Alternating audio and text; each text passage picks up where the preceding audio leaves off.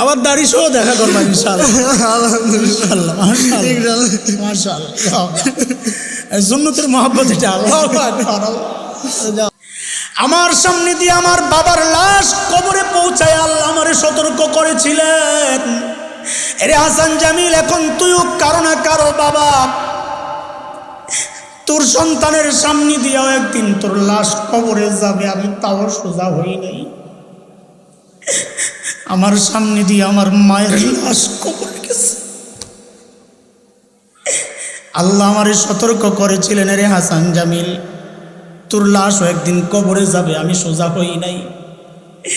এইবার দাড়ি আর চুলের মধ্যে পাকন ধরছে।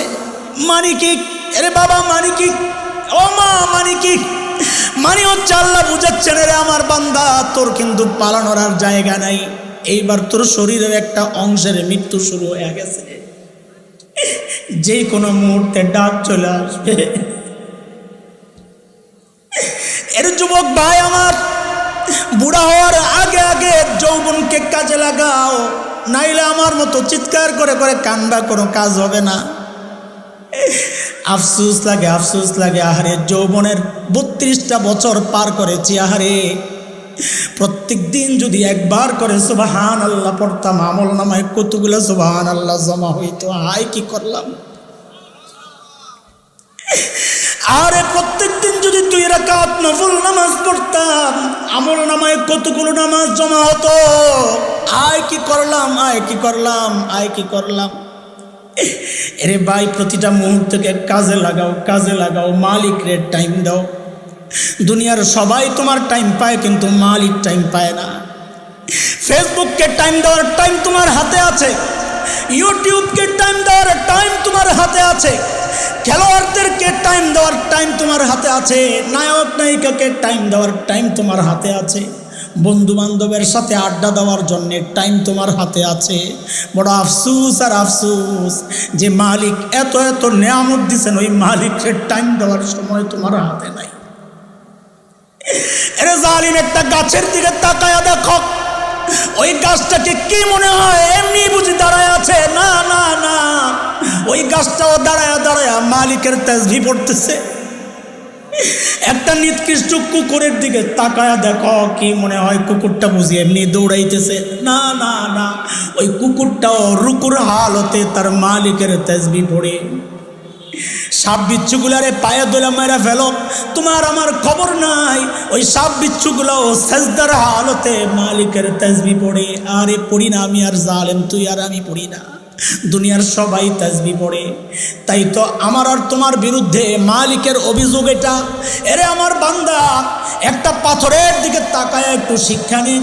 পাথরকে আমি নবী দেই নাই, পাথরের জন্য কিতাব পাঠাই নাই, পাথরকে ওয়াজ করে আলেমরা বুঝায় নাই। তাও দেখ, একটা পাথরের দিকে তাকায়া দেখ, পাথর থেকে ঝরঝর করে কিভাবে পানি পড়ে, আমার ভয়ে কান্না করতেছে। أفمن شرح الله صدره للإسلام فهو على نور من ربه فويل للقاسية قلوبهم من ذكر الله أولئك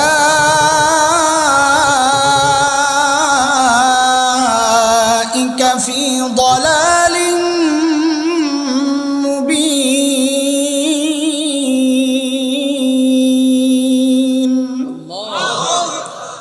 এই আয়াতের মধ্যে রব্বে করিম এই কথাগুলো বলেছেন। মুহতারাম হাজরিন, যে মহান মালিক এই নিয়ামতে আমাদেরকে ধন্য করলেন, ওই মালিকের শুকরিয়া আদায় করি, জবান খুলে প্রাণ খুলে কালিমাতুশ শুকর উচ্চারণ করি, আলহামদুলিল্লাহ। তো ছোট্ট একটা সূরা তিলাওয়াত করেছি, সূরাতুল আসর। আল্লাহ তাআলা আসরের কসম খেয়েছেন।